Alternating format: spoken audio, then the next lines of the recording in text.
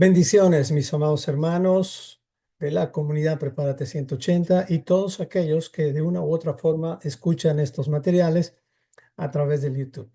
Vamos a iniciar con la sesión número 14 de la Torah verso por verso, llevando el título de "No es bueno que el hombre esté solo", el origen del pacto matrimonial. Esto lo vamos a encontrar en Génesis capítulo 2 del versículo 18 al 25. Les recordamos que estamos aprendiendo a estudiar la Torah verso por verso. Somos cristianos, pero del primer siglo, es decir, cristianos que tratamos de regresar al origen del cristianismo o de lo que Yeshua y sus apóstoles trataron de transmitir en el primer siglo. Pero estamos desprendiéndonos cada vez más del cristianismo del cual hemos sido entrenados por la religión y por los sistemas religiosos a partir de la legalización que ocurrió en el tercer siglo con Constantino. En este cristianismo se han quitado los mandamientos, reemplazándolos por la mal llamada o mal entendida gracia, lo cual obviamente ha afectado el entendimiento de los seguidores. Es por eso que hay tanta tibieza en las esferas o en los sistemas del cristianismo del tercer siglo. Así que les invito a regresar al cristianismo bíblico, a no tener tendencias, a sacar de nuestras vidas las tendencias, ya sea bautistas, pentecostales, adventistas, mormones, católicas, judías, en fin, ninguna tendencia es buena. Lo que necesitamos hacer es regresar a la esencia del mensaje original que el Señor dio a través de sus profetas, de los apóstoles y de Jesucristo. Es lo que estamos tratando de hacer. Es por eso que estamos estudiando la Biblia verso por verso y le recomendamos a todos los que de pronto no tienen alguna confusión con el entendimiento de las Escrituras, aprender a estudiar verso por verso desde el principio, desde Génesis. Esa es la forma correcta de estudiar un libro, desde el principio. Y con paciencia, estoy seguro que lo van a terminar. Bueno, vamos a orar para esta sesión. Amado Padre, te pedimos que en este día nos ayudes a entender más tu palabra y que a través de los comentarios de Yeshua nosotros podamos entender solamente aquello que tú quieres que nosotros entendamos. Saca de nuestras vidas cualquier cosa que mezcle o que confunda y ayúdanos a comer del árbol de la vida, de la Torah de Yeshua, de aquel árbol, Señor, que tú has provisto para tus hijos. Y ayúdanos a sacar de nuestras mentes el árbol del conocimiento de lo bueno y de lo malo, donde están las religiones, los sistemas humanistas que han distorsionado tu imagen. Ayúdanos, Señor, a regresar a la esencia del Evangelio. Oramos todo esto en nombre de Yeshua y por sus méritos. Amén y amén. No es bueno que el hombre esté solo. El origen del pacto matrimonial, Génesis 2, 18 al 25. Recordemos que en la anterior sesión habíamos hablado de la función del Adán. Adán, entendiéndose como la función del ser humano, porque la instrucción que Dios dio fue para ambos, es decir, para el hombre y la mujer, el varón y la varona. Y la función de ambos es dominar, es labrar y guardar todo lo creado. Y eso no es solamente dos palabras, eso implica un montón de cosas, pero en esencia tiene que ver con aprender a permanecer en el jardín y a partir de ahí gobernar o labrar y guardar toda la tierra. Esa era la función del Adán. En conclusión, era aprender a obedecer a Dios para permanecer en la presencia de Dios. Tú no puedes permanecer en su presencia si haces lo que a ti te da tu regalada gana. Tienes que aprender a obedecer sus mandamientos porque esa es la mayor expresión de amor que le puedes dar a Dios.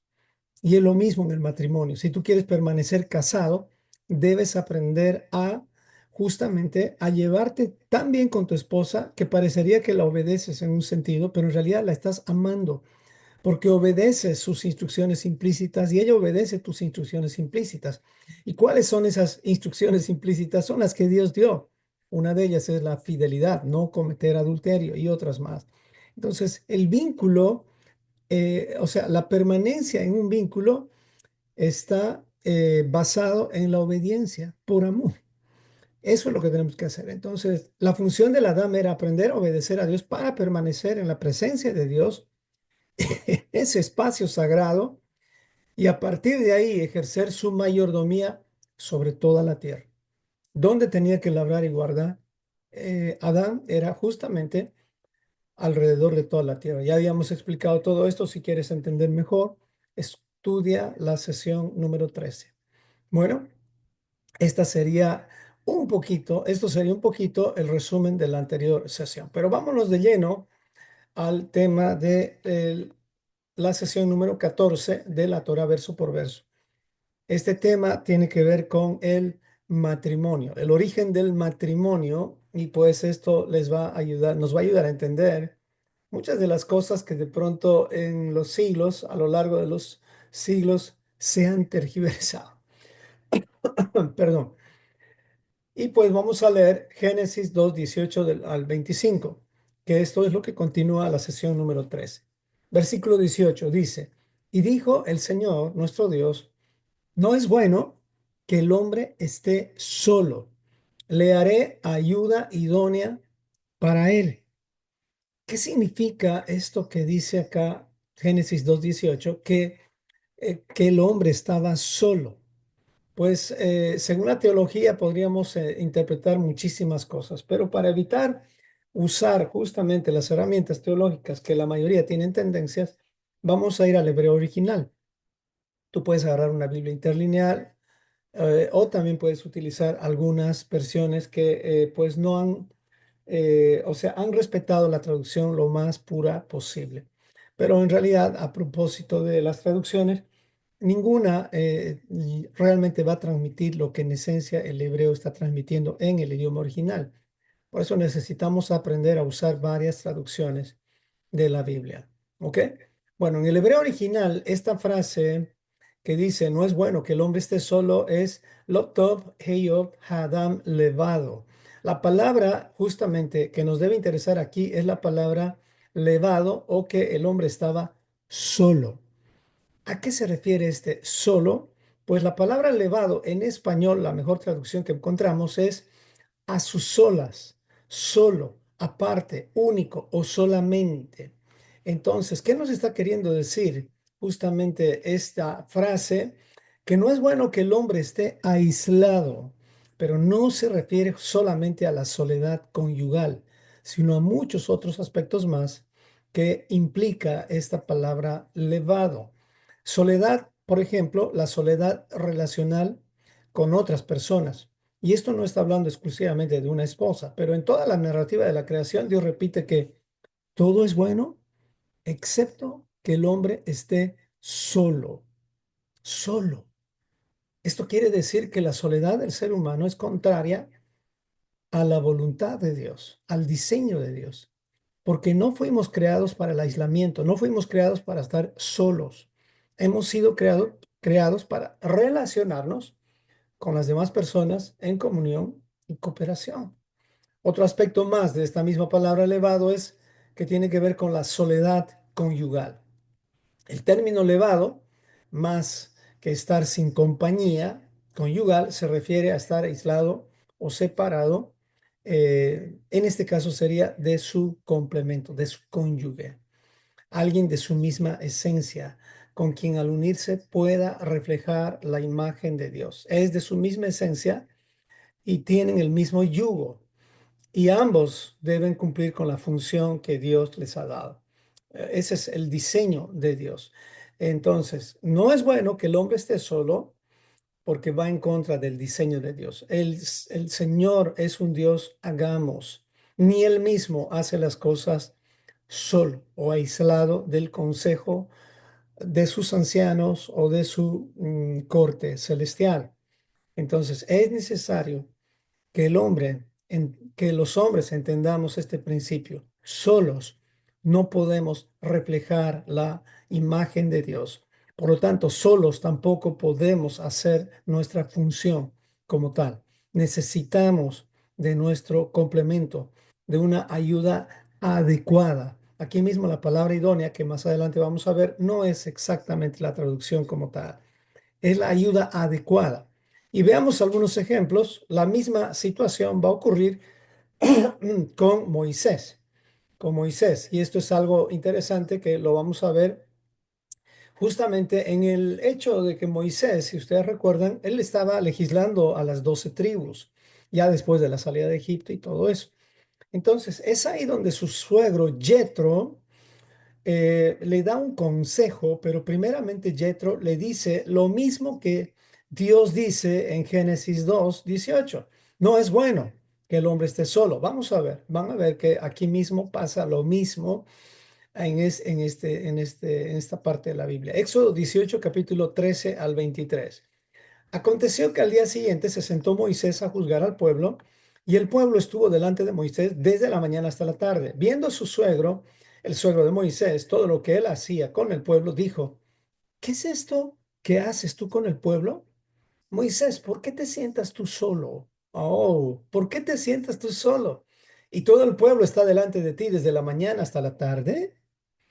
Y Moisés respondió a su suegro: porque el pueblo viene a mí para consultar a Dios. Mm. Cuando tienen asuntos, dice, vienen a mí, dice Moisés, y yo juzgo entre el uno y el otro y declaro las ordenanzas de Dios y sus leyes. Eso es lo que tenemos que hacer, justamente los varones y también las mujeres, en un sentido.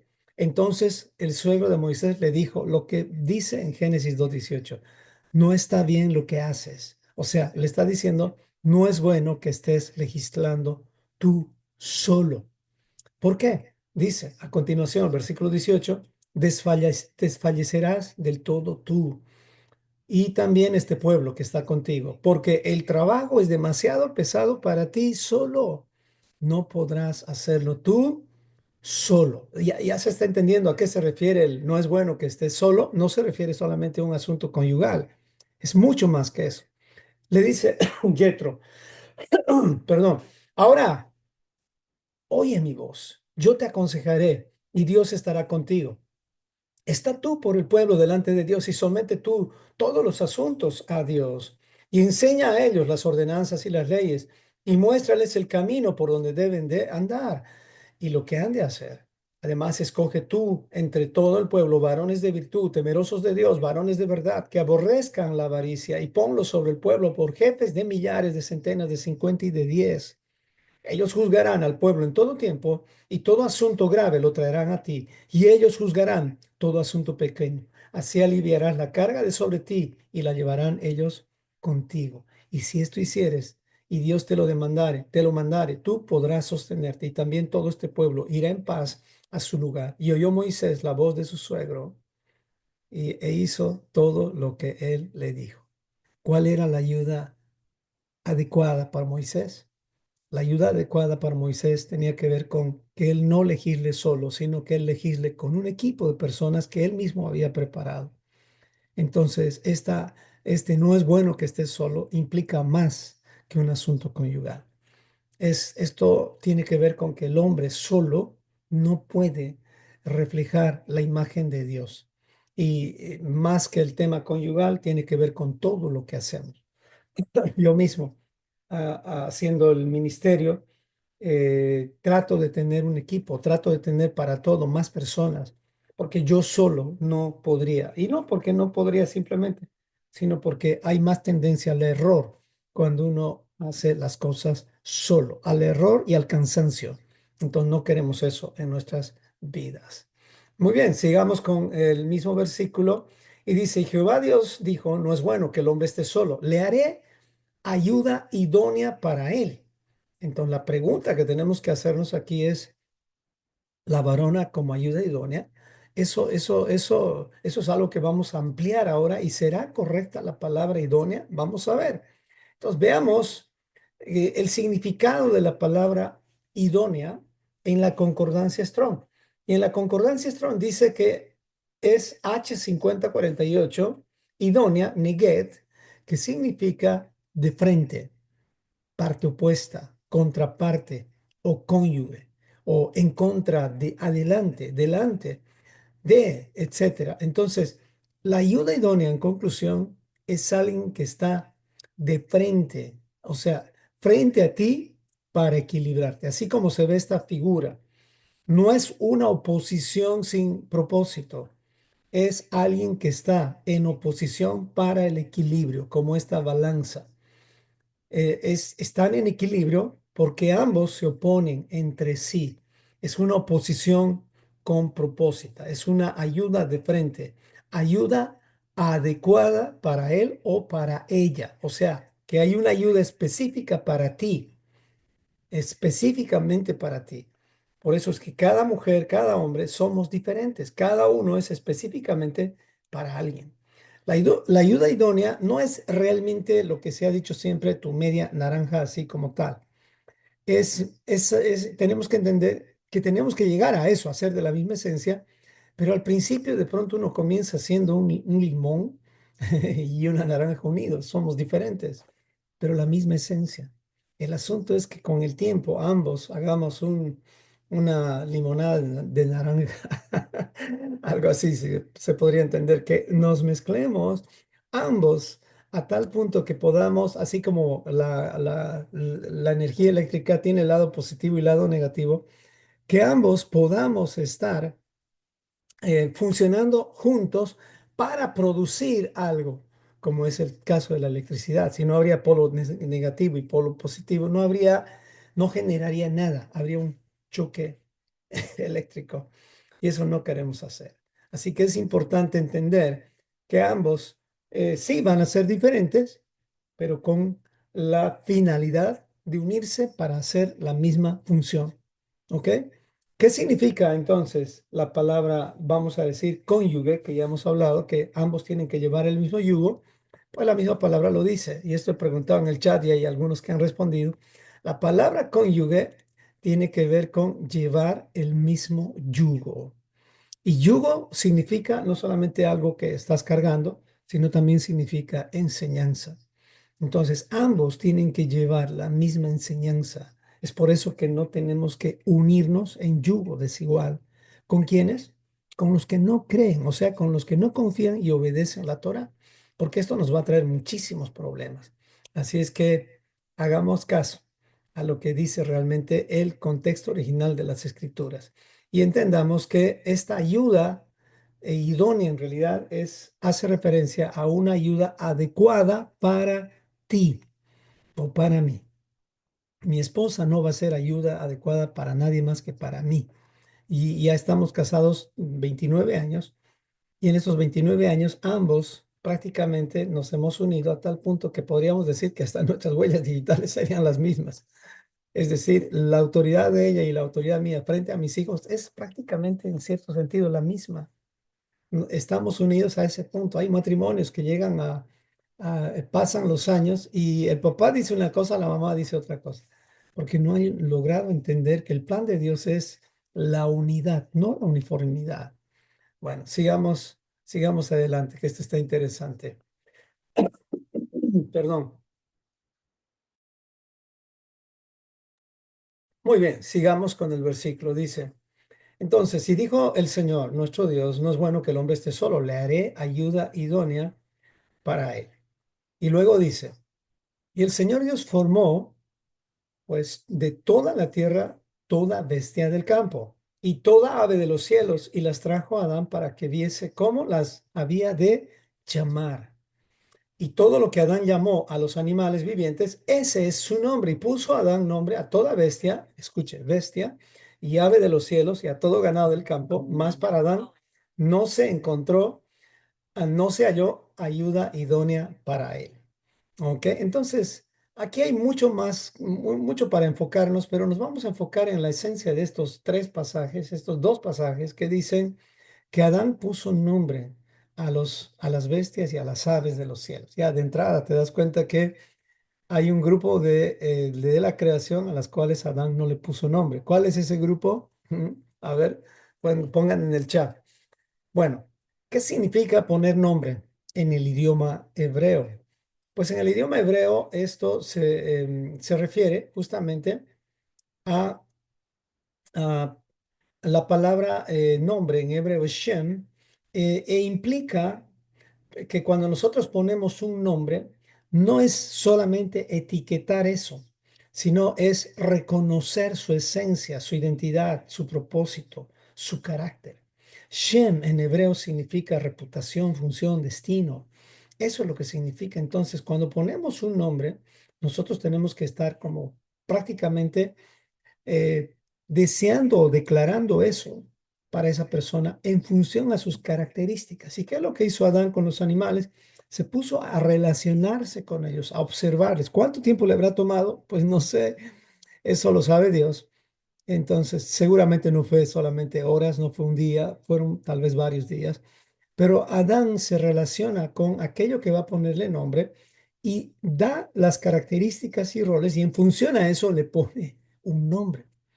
Eso es lo que en esencia significa justamente poner un nombre. Y si se dan cuenta, la primera parte dice, el Señor Dios formó todos los animales del campo y las aves de los cielos. Aquí claramente ya se está cerrando el asunto de que hemos salido del mono o que la evolución es el origen del hombre a través de una célula que se fue convirtiendo en diferentes otras especies de animales y otro tipo de, vamos a decir, de características.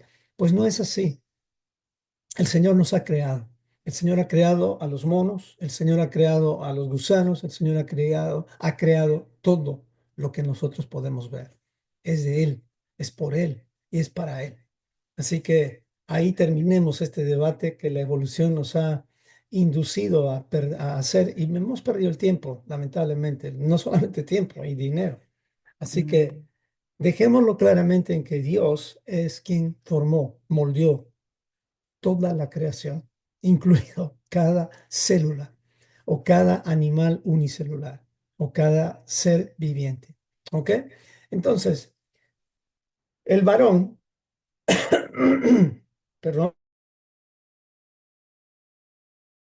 el varón ejerció su función de Señor sobre la creación, pero en ese ejercer su función no halló ayuda idónea para él. Seguramente vio que la jirafa tenía su pareja, que el león tenía su pareja, pero él no. Entonces, Dios ve que eso no es bueno y lo que hace es, le hace una ayuda idónea para él. Y eso es lo que el Señor va a ver, no solamente en el ámbito conyugal, como les dije, sino en todos los ámbitos. Así que eso es lo que tenemos que aprender a hacer. ¿Quién puso nombres a los seres acuáticos? Ahora sí, la parte de la creación que no tenía nombres puestos por Adán eran los seres acuáticos, los peces. Y pues si Adán no les puso nombre. Y la pregunta sería, ¿por qué? Pues porque él no tenía relación con los peces acuáticos. Tal vez podía haber uno o dos peces, pero él no podía entrar a las profundidades del mar, porque esa capacidad no la tenía el hombre todavía. Pero Dios es el que justamente va a reemplazar o va a ayudar. Nos va a ayudar cuando ya nuestras capacidades no dan, Dios interviene.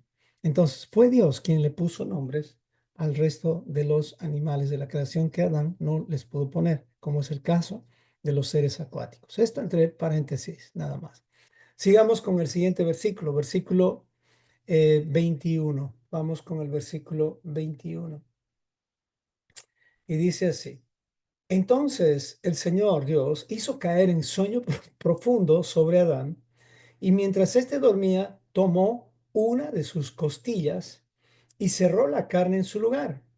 O sea, lo que estaba pasando aquí es que Adán cayó como en un sueño profundo. Esto es muy parecido a las cirugías donde se requiere que tú estés prácticamente dormido por anestesia. Cirugía total. Eso me pusieron varias veces a mí. Y es donde tú prácticamente cierras tus ojos, estás inconsciente. Yo, por ejemplo, no he podido soñarme con nada. Es como estar muertos. Entonces, Adán prácticamente estaba como muerto. No sentía dolor, no sentía nada. Y Dios, en ese proceso, dice aquí que tomó una de sus costillas. Y la pregunta es, ¿será cierto que la mujer salió de una costilla de Adán? ¿Dónde es que vino esta traducción?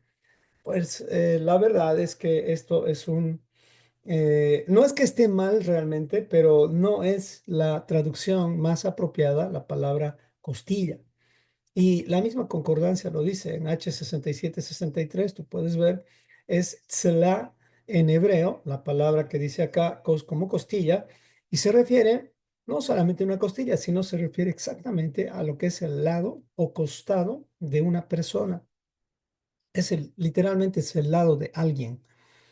O también podría ser una viga, algo que soporta, o algo importante. No en este caso una costilla, porque una costilla no soporta todo el cuerpo. Una costilla solamente soporta una parte. Y justamente esta traducción ha hecho que nosotros subyuguemos a la mujer. Surge el machismo. Y de esa forma es que también surge otra cosa que ha dañado tanto y está dañando tanto en este tiempo, especialmente a la humanidad, que es el feminismo. Por tanto, Dios no tomó una costilla, el Señor tomó una, o sea, tomó la parte completa de un lado del hombre. Y vamos a decir, del lado del corazón, si quieres, pero no necesariamente una costilla en sentido anatómico.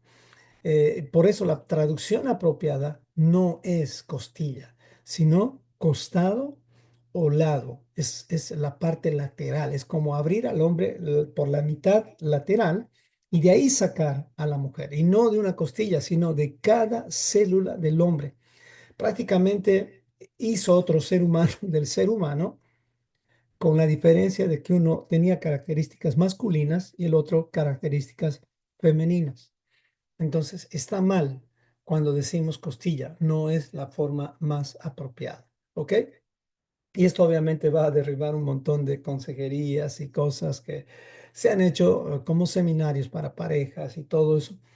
Pero nada más podríamos entender esto reemplazando la palabra costilla por costado, que tiene un significado más apropiado. Entonces, la creación de la mujer no es un acto de la creación humana como tal, como han hecho las traducciones, es un acto de creación divina para mostrar que ella fue hecha no de una costilla, sino del lado del hombre, para que ella mm, pueda ser realmente un duplicado del Adán como tal con características femeninas.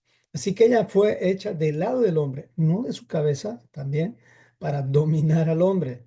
Ni tampoco la mujer fue hecha de sus pies para que el hombre la pisotee. Fíjense esta pareja que pongo ahí de dos estructuras óseas, es donde ambos tienen prácticamente el mismo esqueleto en un sentido, pero uno con características femeninas y el otro con características más masculinas. Entonces, la sacó a la mujer del costado del varón. Y esto, aparte de solamente una explicación, diríamos, anatómica, tiene una implicación profética. Porque ustedes recuerdan cuando Yeshua estaba en la cruz, le abrieron ¿qué? No le rompieron una sola costilla, no le rompieron un solo hueso, sino le abrieron el costado.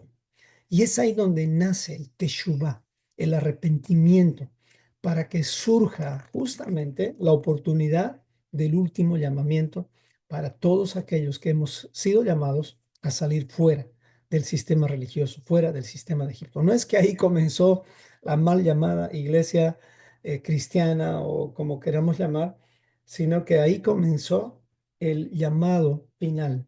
Por eso estos son los últimos tiempos. Desde el año 2000, hace 2000 años, comenzaron los últimos tiempos, el último llamado. Yeshua ha marcado un antes y un después. Y en este después es que estamos nosotros siendo llamados justamente por el pastor de pastores. Y él mismo dice, aquellos que oyen mi voz son mis ovejas y me siguen. Eso es lo que tenemos que hacer. Amén. Entonces, en el texto original no se halla la palabra costilla, sino algo mucho más profundo que costilla. Es por eso que esta separación o esta creación de la mujer a partir del varón prácticamente engloba un misterio. Y este misterio es revelado justamente a través de Yeshua. ¿Ok?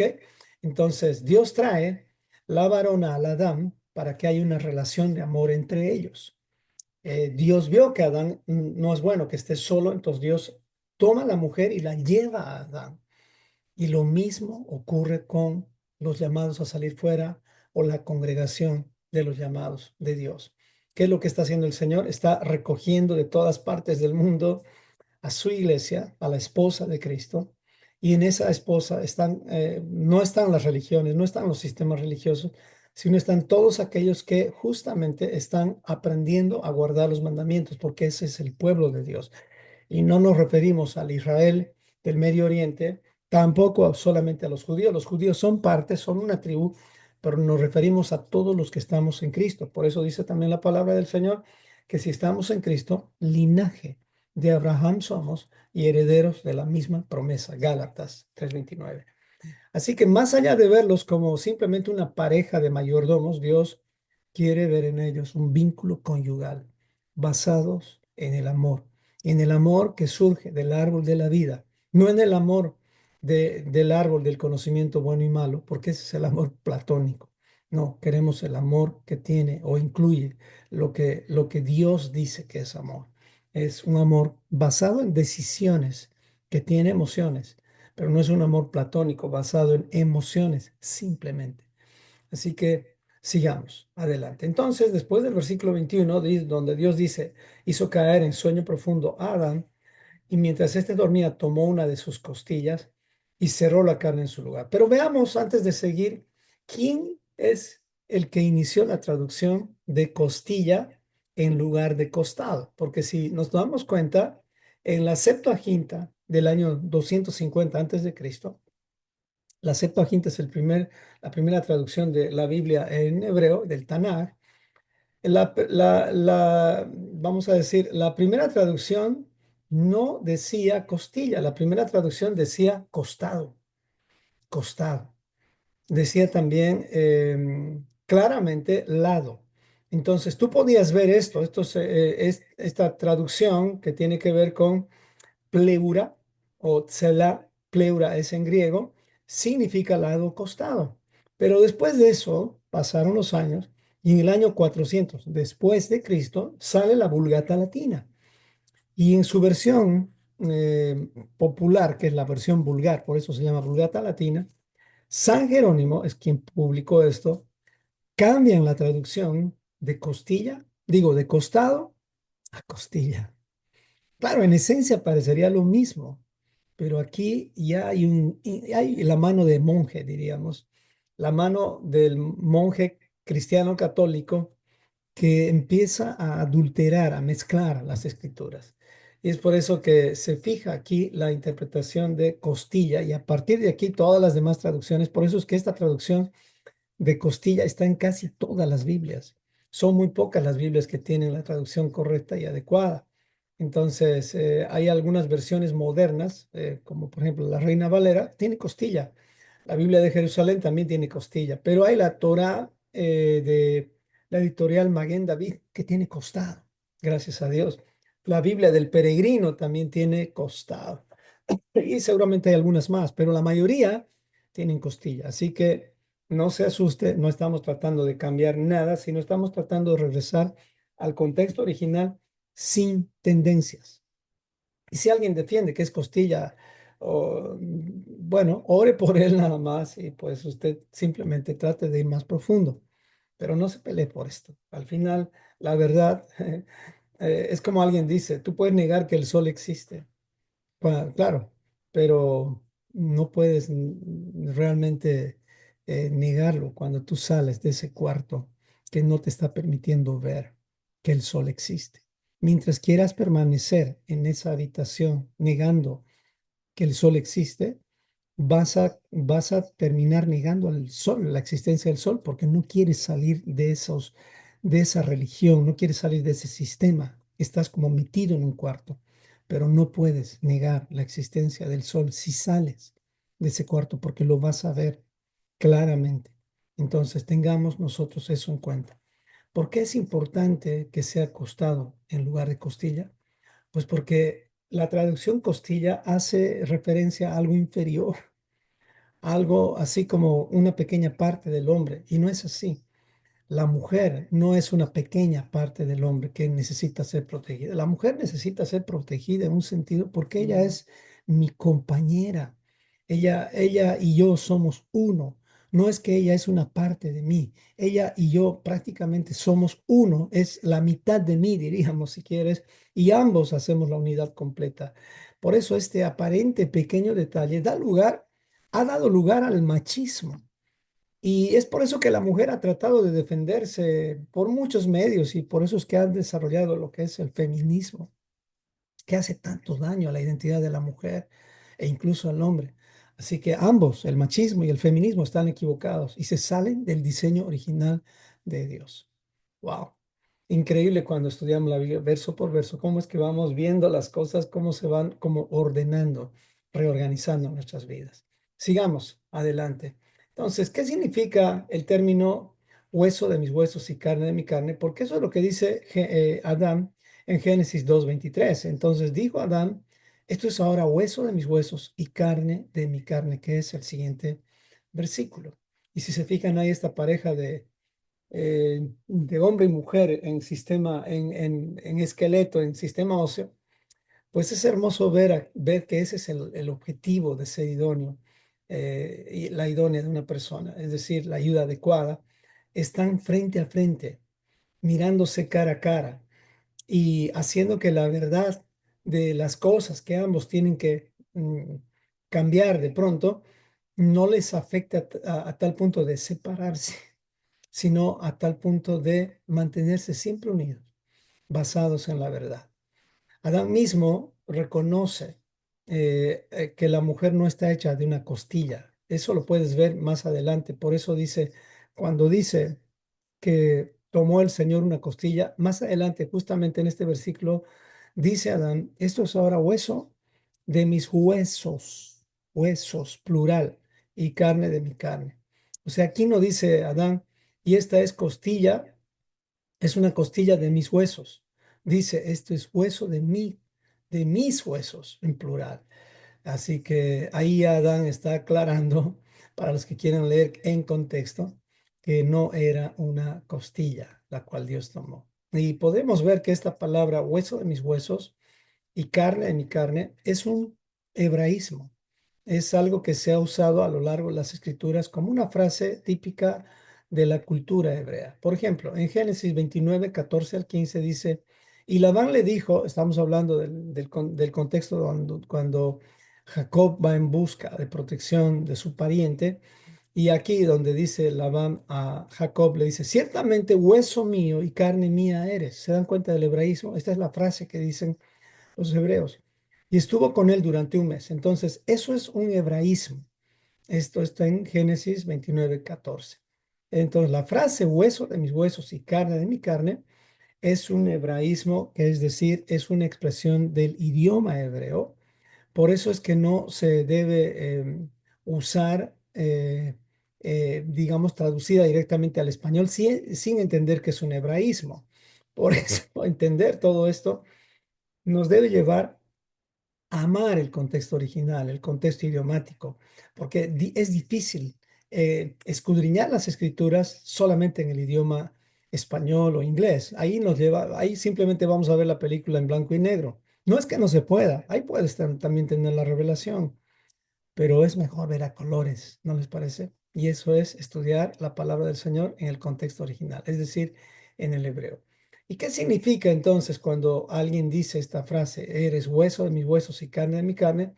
Pues significa que esta persona le está diciendo a la otra que tú eres de la misma esencia, de mi misma identidad, eres del mismo pueblo. Eso es lo que le está diciendo. O sea, no es alguien inferior a él, sino de la misma naturaleza. También se refiere, cuando decimos hueso de mis huesos y carne de mi carne, se refiere a una intimidad conyugal, familiar o incluso cultural. Y también esto implica, esta frase implica un compromiso o lealtad al pacto o al yugo. Y este yugo, obviamente, lo tenemos por mandato de nuestro Señor. ¿Cuál es este yugo? ¿Cuál es esta función? Está en Génesis. Antes del pecado, ¿no? Y también después del pecado, nos dice el Señor que tenemos que labrar y guardar la tierra. Esa es la función del hombre. Y eso no son solamente dos palabras. Eso, si quieres ampliarlo, puedes ver la sesión número 13. Esta misma frase está en varios lugares de la Biblia. Por ejemplo, en 2 Samuel 5:1, donde las tribus de Israel se acercan a David para que él las gobierne. Y ellos le dicen, las tribus le dicen a David, henos aquí, hueso tuyo y carne tuya somos. O sea, ¿qué le estaban diciendo a David? Somos uno contigo. Entonces, esto también está en Jueces 9:2, etcétera. Hay muchos lugares en la Biblia donde se utiliza esta frase. Entonces, les amplío nada más para entender y ampliar más lo que realmente dice las escrituras. Y no era una costilla la traducción más apropiada, sino es de un costado. Así que no confundamos cuando veamos esta frase y pensemos que Adán está diciendo hueso porque se refería a su costilla. No, está diciendo hueso y carne, hueso de mis huesos, porque esto es un hebraísmo. ¿Ok? Bueno, vamos a seguir al siguiente versículo. Versículo 23, la parte B. Dice, esta será llamada varona porque del varón fue tomada. Varona porque del varón fue tomada. ¿Y qué significa esta será llamada varona? O sea, ¿que aquí acaso Adán le está poniendo un nombre a la mujer? No, no está haciendo eso. Póngase a pensar una vez más. Adán, sí, es verdad, él puso nombres a los animales y a todo lo que se relacionaba con él. También, y esto es función de la mujer, poner nombre a los hijos. Pero acá Adán está haciendo algo más que eso. Porque la palabra varona, en primer lugar, no es un nombre propio, es un nombre genérico. Es decir, es como decir el Adán significa el ser humano, varón y mujer. La palabra varona implica a todas las mujeres. Entonces, Adán aquí no está poniendo un nombre, sino está reconociendo la igualdad de esencia entre los dos. Así que eso es lo que está haciendo Adán aquí al decir, esta será llamada varona. O sea, esta es mi igual. No hay superioridad mía frente a ella. Sí, en responsabilidades, eso no lo podemos negar. El Señor primero le pidió cuentas a Adán, a pesar que Eva fue la que transgredió primero. Esto ya está en el siguiente capítulo.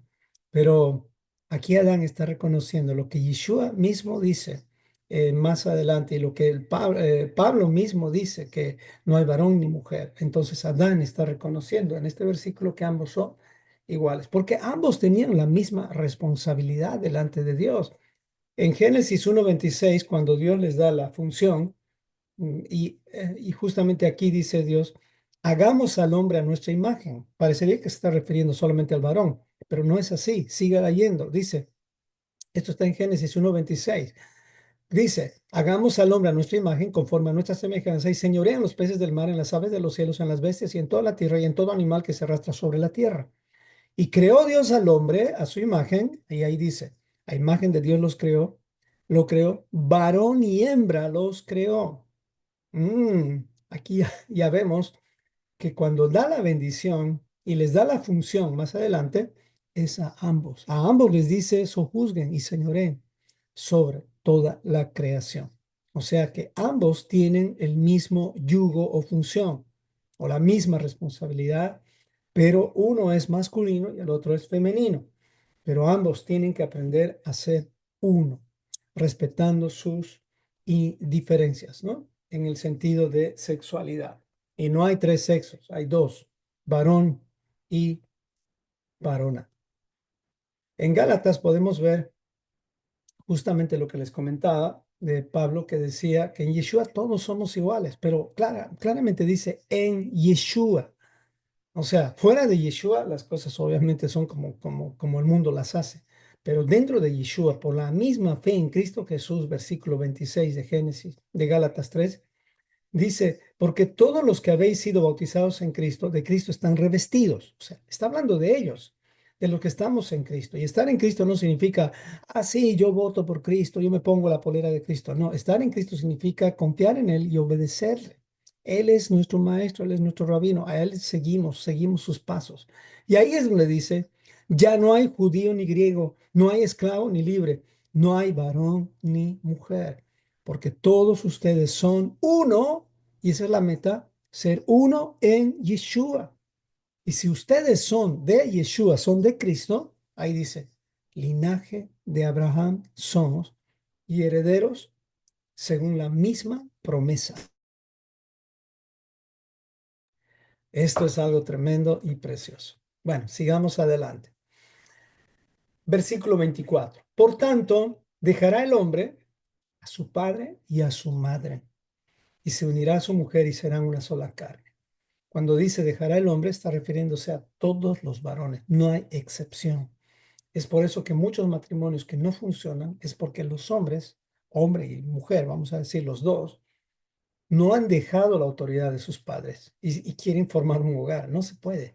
Entonces, ¿qué significa esta frase? El hombre dejará a sus padres. ¿Qué significa? Pues veamos. Esto es justamente el origen o la institución del pacto matrimonial o pacto conyugal, donde ambos, varón y mujer o hombre y mujer, están decidiendo formar un hogar independiente de la autoridad de sus padres. Y esto no implica que uno está yendo en contra de sus padres, sino implica que este es el orden, este es el diseño de Dios. Veamos lo que dice Efesios 5, 31 al 32, de donde Pablo mismo está usando Génesis 2:24 para decir lo mismo a la iglesia. Dice así. Por esto dejará el hombre a su padre y a su madre y se unirá a su mujer y los dos serán una sola carne. Este serán habla de un proceso. Grande es este misterio, mas yo digo esto respecto a Cristo y la iglesia. Wow. Entonces también Yeshua lo dijo.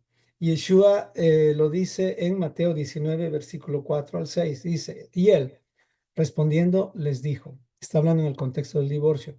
¿No habéis leído que el que los hizo al principio, varón y hembra los hizo y dijo, por esto el hombre dejará padre y madre y se unirá a su mujer y los dos serán una sola carne? ¿Qué acaso no han oído eso? Así que ya no son más dos, sino una sola carne. Por tanto, lo que Dios unió, no lo separe el hombre. Wow. Entonces, es por eso que muchos matrimonios no están funcionando, porque no entendieron el diseño de Dios. Dejará el hombre a su padre y su madre no significa abandonarlos, sino hacer una transición de prioridades y responsabilidades. Esto implica que ambos dejarán de estar bajo la autoridad y cuidado primario de sus padres. También esto implica que ambos, es decir, el varón y la mujer, están iniciando una nueva unidad familiar e independiente. También significa que ambos cambian su lealtad primaria a sus padres o parientes, porque a veces se meten también los parientes, hablo de los suegros y otros más, están dejando esa lealtad para reemplazarla por la lealtad conyugal entre ambos, entre los dos, tienen que ser leales. Y no me refiero a leales para el chisme, sino leales en el sentido de glorificar a Dios con esa lealtad, creando un hogar bíblico. Y esto no es fácil, pero tampoco es imposible cuando lo hacemos de la mano de Yeshua. Estos tres puntos no rompen para nada la honra a los padres, porque eso es un mandamiento establecido por el mismo Señor. Lo que hace es establecer que la nueva relación matrimonial ahora debe ser la principal relación para el hombre y la mujer que se están uniendo en matrimonio, en pacto conyugal. Entonces, cuando hablamos de la restauración de todas las cosas, también estamos hablando de la restauración del matrimonio. Qué precioso. Esto es algo que a mí me satisface estudiar, enseñar y también aplicarlo a mi vida. La siguiente parte del mismo versículo dice, y se unirá a su mujer y serán una sola carne. ¿Qué significa esto de que serán una sola carne? Esta frase expresa unidad completa y tiene varias implicaciones. Yo diría más de cinco. Yo voy a escoger cinco implicaciones de qué significa y serán una sola carne. Veamos, la primera implicación es que es una unidad física, es decir, es la unión sexual como placer y multiplicación, según el plan de Dios. Tener sexualidad, tener sexo con tu esposa o con tu cónyuge después del matrimonio, después del pacto conyugal. Ese es el orden de la unidad sexual. ¿Ok? Ese es el diseño de Dios. Si lo haces en contra del diseño de Dios, va a haber consecuencias. Claro, te puedes arrepentir y todo, pero hay consecuencias. Así que si tú todavía no has cometido pecado que va en contra del diseño de Dios, pues toma en cuenta este consejo. Pero si ya lo hiciste, para eso también está la palabra Teshuvah.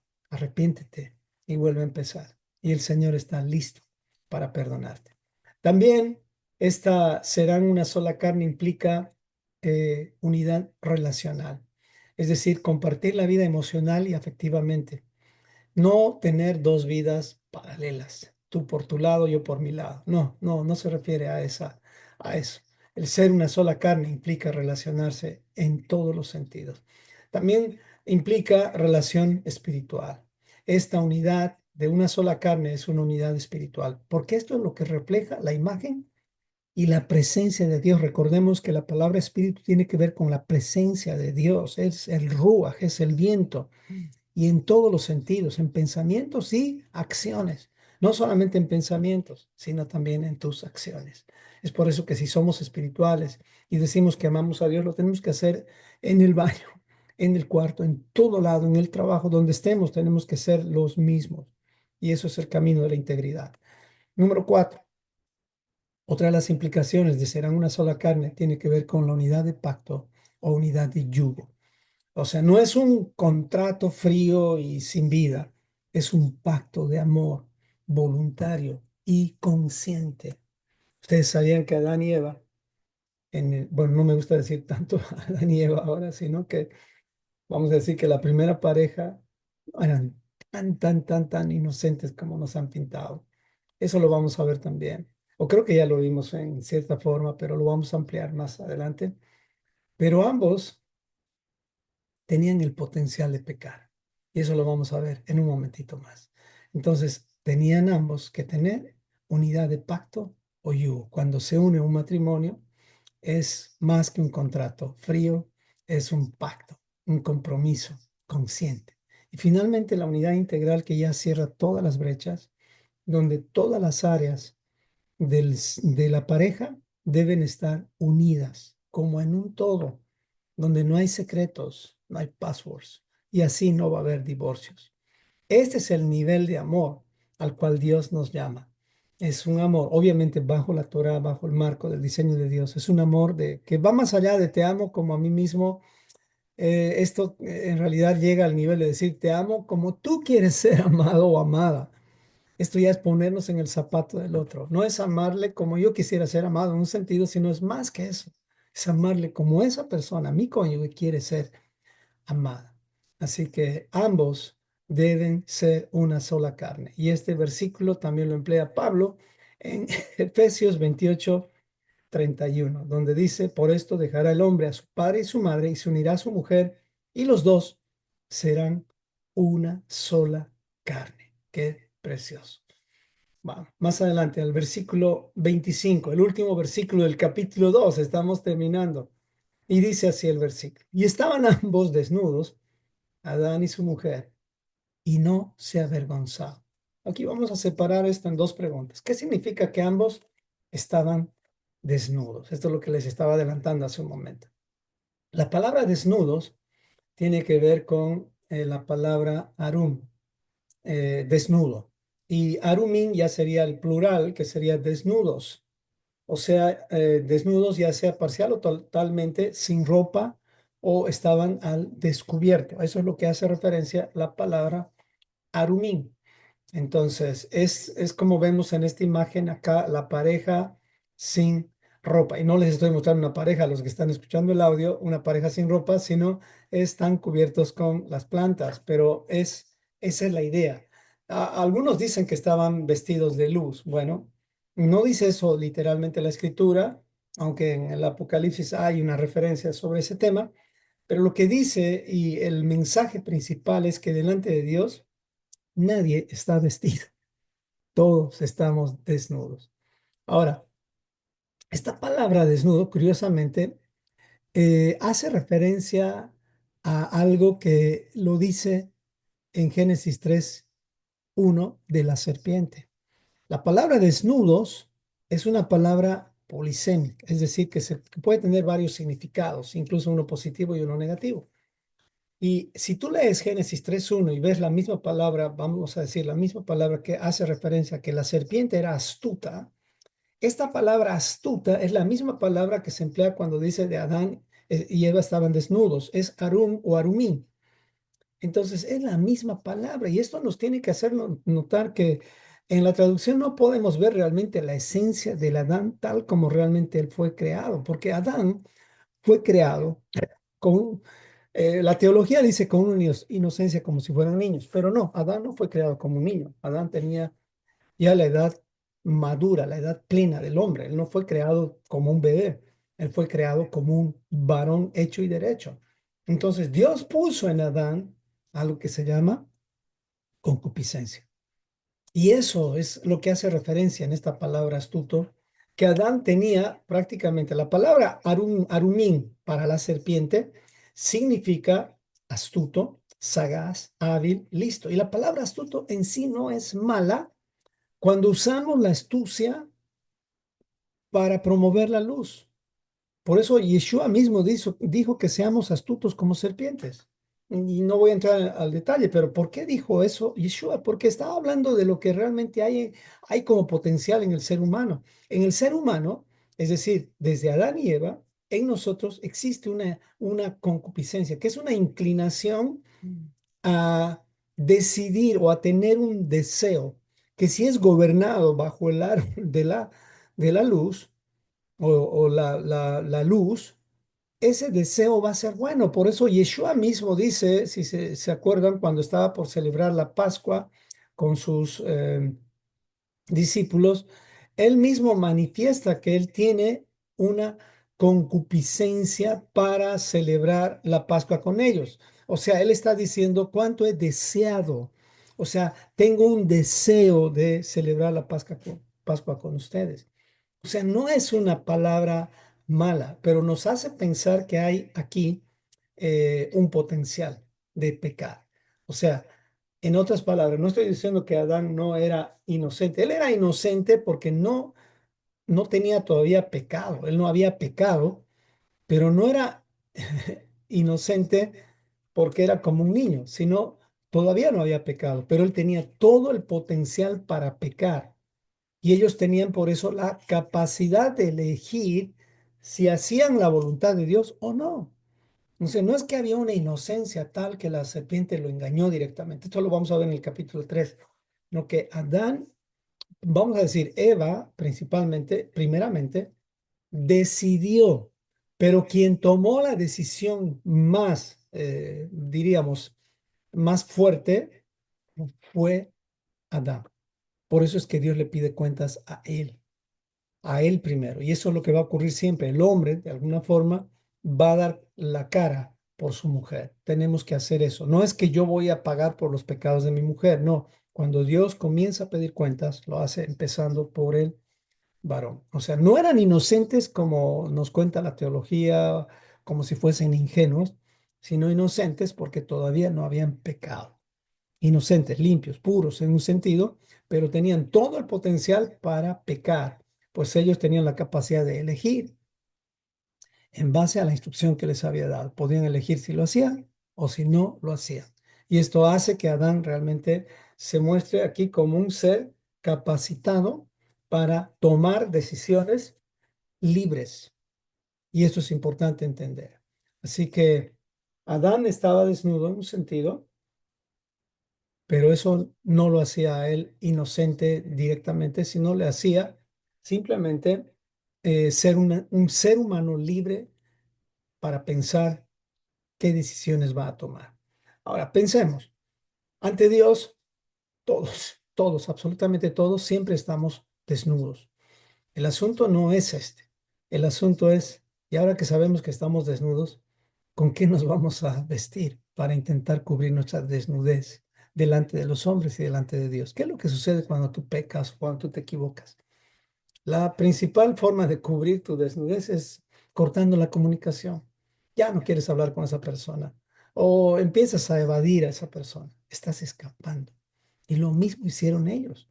Dice que tenían miedo, por eso se escondieron. Pero sepamos bien algo, de Dios nadie se puede burlar. Dios sabe bien que hemos pecado, pero el asunto es que nosotros, ¿de qué nos vamos a vestir? ¿Con hojas de higuera? ¿Será que Dios no va a ver a través de las hojas de la higuera.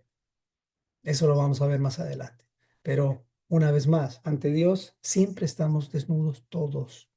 El asunto es de qué has decidido vestirte para intentar cubrir tu desnudez. ¿No sería mejor que te vistas de la luz del árbol de la vida y dejes de vestirte de las tinieblas que traen el árbol del conocimiento bueno y malo? Creo que llegó la hora de madurar, ¿no? ¿No te parece? ¿No les parece? Vamos, con el mismo versículo, la siguiente parte dice, y ambos estaban desnudos y no se avergonzaban. ¿Qué significa esto que no se avergonzaban? Pues veámoslo. ¿De qué estamos hablando aquí? Sabiendo todo esto, ¿qué nos quiere decir el texto con que no se avergonzaban? ¿Será una referencia a que ambos eran puros, santos y sin culpa ni temor? ¿Será que eso es la referencia de que no se avergonzaban, que podían caminar libres en el huerto porque no tenían ningún grado de culpabilidad? Pues en cierta forma sí, pero en esencia, en esencia no. La razón de por qué no sentían vergüenza es que como cónyuges, antes del pecado, estoy hablando, ellos no se habían entre ellos avergonzado, entre ellos no se habían insultado, entre ellos no se habían ultrajado, no se habían ofendido, no se habían deshonrado, no se habían burlado, no se habían engañado, escarnecido y tampoco se reían el uno del otro. Por eso es que no se avergonzaban. Y estamos hablando del diseño de Dios antes del pecado. No se avergonzaban por estas razones, no porque eran unos angelitos, sino porque no había de qué avergonzarse frente a tu cónyuge, frente a Dios, frente a nadie. Entonces, antes del pecado. Después del pecado, obviamente, todo este diseño se va a distorsionar. Entonces, no había vergüenza en ellos, porque no se habían comparado, no había orgullo en ellos, no se habían criticado. Y su relación era totalmente transparente, sin malicia, sin defensas y sin engaños. Por esto no sentían vergüenza alguna. Pero después del pecado vino la vergüenza. Por esto tenemos que entender que la vergüenza viene después de la desobediencia a Dios. Así viene la vergüenza. Y uno trata de esconderse y no es la mejor forma. Y yo soy mentor y les digo de verdad, cuando a veces yo doy consejos, muchos de mis consejos no gustan a los demás o a la persona que me está escuchando, pero he aprendido a mantenerme en la luz a pesar de perder la amistad o perder, digamos, la comunicación o de pronto perder la popularidad con los otros que me escuchan, porque entendí lo que Dios hace con sus llamados o escogidos. Nosotros estamos llamados a transmitir la luz, no nuestra popularidad. Ya basta de eso, no podemos agradar al hombre, pero si nos mantenemos en la luz, más tarde nos vamos a dar cuenta que el bien siempre gana. Y esas personas que de pronto te han rechazado porque les dijiste la verdad, después se arrepienten y después vuelven al camino, porque no se trata de arreglar cuentas contigo, se trata de arreglar cuentas con aquello que transgrediste. Y Dios va a arreglar todo eso a través del amor. No hay otra forma. El amor lo puede todo. Así que Adán y Eva tenían, como les dije, esa capacidad de pecar porque ellos tenían la concupiscencia, ese deseo. Cuando ese deseo, esa concupiscencia no está bajo la luz de Dios, esa concupiscencia obviamente te va a dominar. Y pues eso no queremos en nuestras vidas. Por eso estudiamos la Torah. ¿Ok? Para nosotros ser fuertes frente a todas estas inclinaciones hacia el mal. La Torah nos ayuda a que la balanza esté equilibrada y que Yeshua sea el equilibrio en nuestras vidas, el centro de nuestras vidas. La restauración de todas las cosas también incluye la restauración del pacto conyugal o del matrimonio. Y como dice Hechos 3, 19 al 21, para terminar, así que arrepiéntanse y conviértanse. Ya es tiempo de madurar, ¿no les parece? Para que sean borrados nuestros pecados, para que venga de la presencia del Señor tiempos de refrigerio. Y Él envía a Jesucristo que nos ha sido anunciado antes, desde el principio. A quien de cierto es necesario que el cielo reciba. ¿Hasta cuándo se va a quedar Yeshua en los cielos? Hasta el tiempo de la restauración de todas las cosas. Y esto implica también la restauración conyugal. Ahora, ¿será que todos los matrimonios de la tierra se van a restaurar? No, es imposible. Eso sí es imposible. Lo que se está restaurando son todos aquellos matrimonios que están volviendo a la Torá de Yeshua. Y no son pocos, ya, gracias a Dios. Hay muchos matrimonios y gracias a Dios conozco varios que se están restaurando y están haciendo que la Torá de Yeshua sea el centro, la base, su roca de lo que están edificando. De esto habló Dios por sus santos y sus profetas desde tiempos del Génesis, desde tiempos antiguos. Entonces, mis amados hermanos y queridos estudiantes de Prepárate 180 y todos aquellos que escuchan en el YouTube, no tiren nunca la toalla. No tiremos nunca la toalla. La Biblia, cuando la estudiamos verso por verso, y eso que no estamos haciendo con mucha profundidad, pero estamos tratando de ir lo más entendible posible, les aseguro que vamos a poder entender muchas de las cosas que de pronto alguna vez no hemos entendido o no nos han conectado con lo que realmente era el plan de Dios. Así que les animo a mantenerse en estos estudios, a tener paciencia. Estamos sacando una vez por semana nada más y vamos a tratar de acelerar un poco más adelante. Gracias por orar por mí también. Oremos y cerremos este tiempo. Amado Señor, gracias por tu paz que nos traes a través de tus palabras, a través de lo escrito, a través de lo que nos has dejado como herencia. Gracias, Señor, por tu bendita palabra. Ayúdanos a no torcerla, a no mezclarla y a no ensuciarla con nuestras imposiciones teológicas, sino más bien ayúdanos a ser humildes para cambiar, para transformar nuestro carácter y no basar nuestra relación contigo en base a rituales, en base a cosas que el hombre y los sistemas religiosos han creado. No digo que esos están mal, pero realmente nuestra relación contigo tiene que estar basada en el amor genuino, basado en un cambio de actitudes, basado en un cambio de voluntades, basados en que queremos obedecerte y seguirte a ti, basados en el Teshuvah verdadero, donde siempre y cada día queremos regresar a tu palabra, basados en el concepto correcto de lo que es pecar, que es transgredir tus mandamientos. Ayúdanos a hacerlo, a hacer todo esto por Yeshua y en Yeshua y para su gloria. Oramos todo esto en memoria y por los méritos de nuestro Señor Yeshua HaMashiach. Amén y amén. Que tengan un buen descanso. Bendiciones y Shabbat Shalom para todos. Bye bye.